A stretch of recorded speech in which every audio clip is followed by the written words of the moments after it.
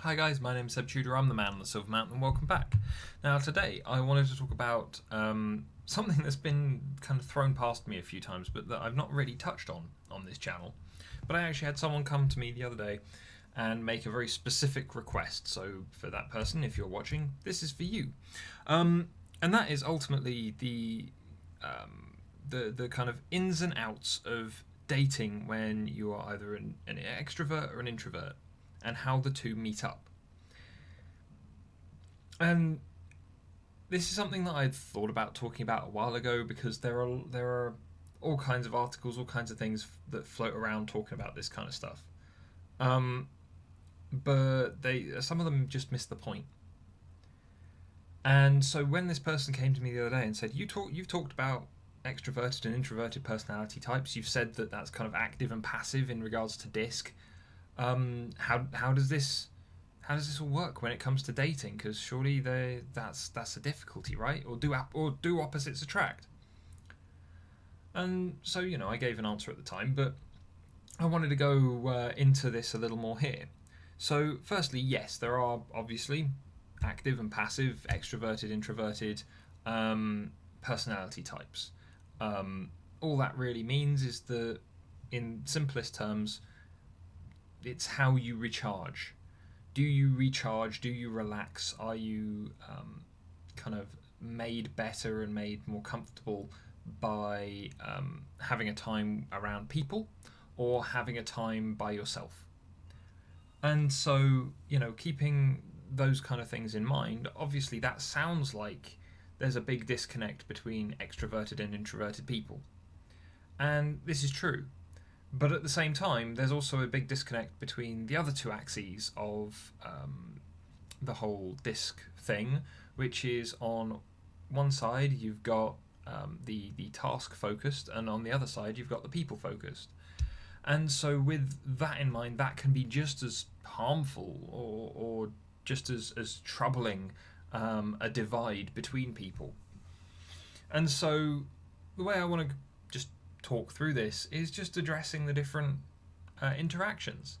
Because obviously, if you've got two extroverts, then they're always going to be wanting to go out in the same place and so on. But if you've got one that's people focused, i.e., wants to go out and see friends, go out partying, all that kind of thing, and you've got one that's task focused, they want to go out and do things, they want to go out and see things, they want to go out and interact and achieve a result. They don't necessarily care about the people involved in the most extreme versions.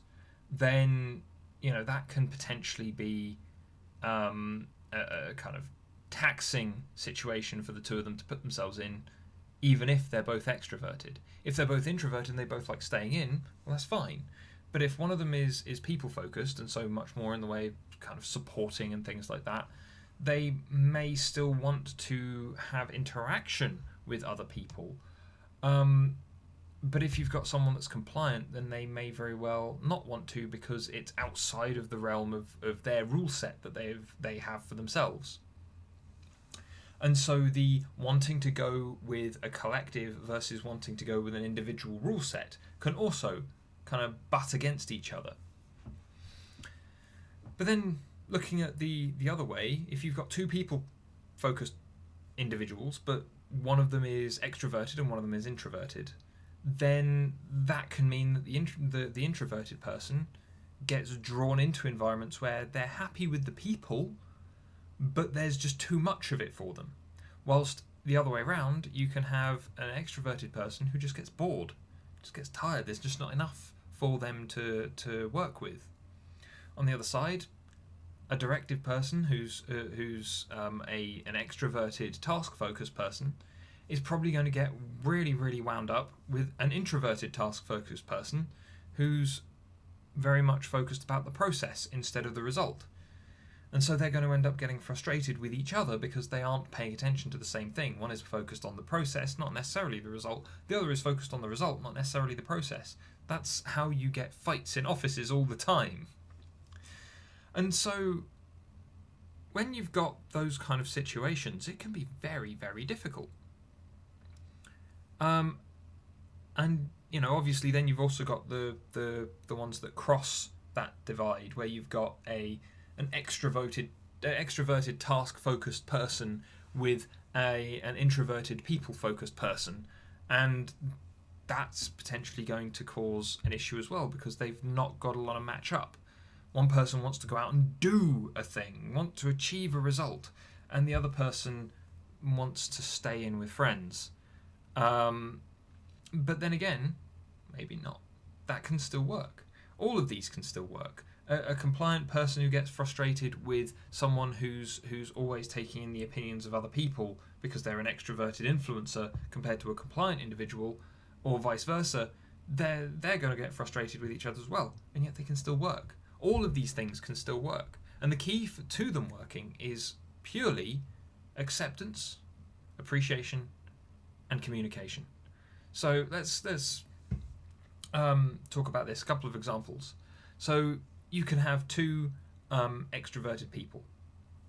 One of them is a people focused. One of them is a task focused individual, and yet one of the examples that we were given as a personal anecdote from one of the guys that trained me in DISC was that ultimately what it came down to was that the result of the situation he gave us was a holiday, and you've got this couple. She's a people-focused extrovert. He's a task-focused extrovert. Usually he's in charge and she's willing to happily go along with that because he's the one that wants the result. And if she's willing to take on board what he's saying and all that kind of thing, then she can get behind it. But when it came to a holiday, she would talk to her friends. They would all suggest things. They would all talk about stuff. And it was all very interesting. She wanted to go and do all of these things that they had suggested. And as a result, though, it still worked, because his only goal, the only result he wanted was to be able to relax. And as a result, she could pick anywhere. She could pick anywhere based on whoever's recommendations, and as long as his goal of relaxing was still something that he could do, then he was fine with it. How did they come to that? Well, first off, they accepted each other. He had his way of operating, she had hers. They could both appreciate that, they could both accept that. That was part of one of the reasons why they liked one another. Appreciation. Well, he may very well have the drive and the task focus to achieve certain successes, but she was the one that was able to crowdsource the best place to go. Appreciation of the strengths that the two of them had, it allowed them then to book and go off on this holiday and achieve what they wanted to achieve. Which again, when it came down to communication, he was able to turn around and go, all I want to do is relax. As long as I can do that, I don't care. In which case, then that gave her a full brief to go and do whatever the hell she wanted. It can still work. All of these can still work. But it comes down to first accepting who the other person is, their ins and outs, the things that make them them. Because that's why you're with them, right? Otherwise, why are you there? Second, appreciation. Everyone's got strengths. Everyone's got benefits. Everyone's got these things that they can do that no one else can. Everyone's good at something. If that happens to line up with what I'm talking about here in regards to achieving things or sourcing information or supporting people or working within rules, if those are the things that happen to be your forte, then those are things that you can work with. And then the last part is communication. If you've got a compliant person that's very good at sticking to rules, very good at sticking to brief, and you've got an I-type personality, someone who's an extroverted, people-focused person who's not very good at doing that, but who can find out where the best place to go would be in the holiday scenario again, then she can find out, or the I-type individual can find out where would be the best place to go, and then they can communicate. The communication can include the creation of a process, a set of rules, and then that person, the compliant person, can go and use that rule set to find them the best deal on a holiday. It can all be worked out but it all comes down to working with each other in the best possible way. You know, there are going to be challenges.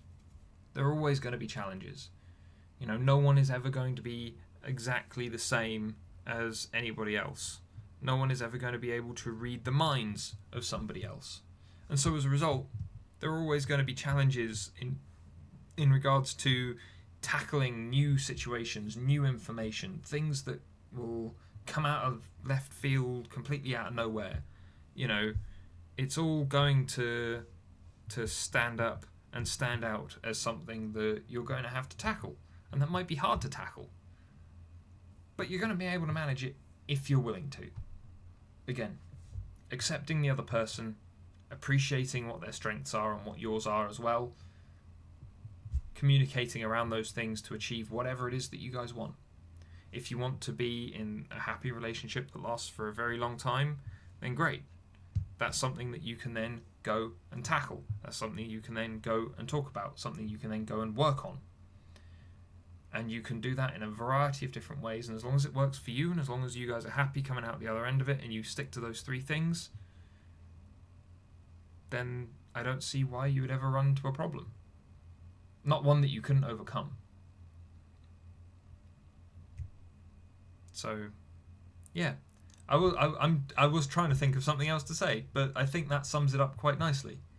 So again, kind of coming in, accepting the other person and who they are, appreciating what their strengths are and how that can benefit both of you, and then communicating around it. And if you're both willing to do that to the same extent, then that means you're going to come out the other end and you're going to be fine. You're going to enjoy life. You're going to enjoy all the stuff that you want to do together. So when people go, oh, well, can an extrovert and an introvert kind of be in a relationship? Can they do that? Yeah, of course they can. Anyone can. But one thing that often gets completely forgotten in all of these articles that I see, in all these things that people come to talk to me about, what it comes down to is most of them forget that communication is important. Half the time I see articles that are basically telling you to manipulate your other half. You know, none of them are happy or helpful or nice situations at all. They're all a bit kind of crap. So, you know, keep these in mind. Would be the one thing I would take away. Again, accepting, appreciating, communicating. Simple, straightforward, easy, especially if it's someone that you care about. Then, you know, hopefully you'd be willing to communicate with those people to begin with. But anyway, guys, thank you very much for watching. I'd love to hear your thoughts. I'd quite happily listen to you guys kind of telling me about your relationships and how you feel you guys fit together. Like Hannah and I, we're both more extroverted people in various ways, and what it comes down to is, yeah, we butt heads. Yeah, at times we're really not willing to let each other get away with anything, but what it comes down to is we're still in a very functional, happy relationship, even though we're ages away from each other, and even though we're kind of stuck in our own busy lives a lot of the time. It's still something that we can make work, and it's something that we're working towards using our strengths to do so. So, you know, it's something that can any combination on that board can work. It's just a case of finding the best way to do it, and that's a 2-person job. So, anyway, guys, thank you very much for watching, and I'll see you in the video later. Take care. Thank you very much for watching, guys. If you enjoyed this video or found it interesting, then please drop us a like, share this video, and subscribe for more, and I'll see you in the video later. Take care.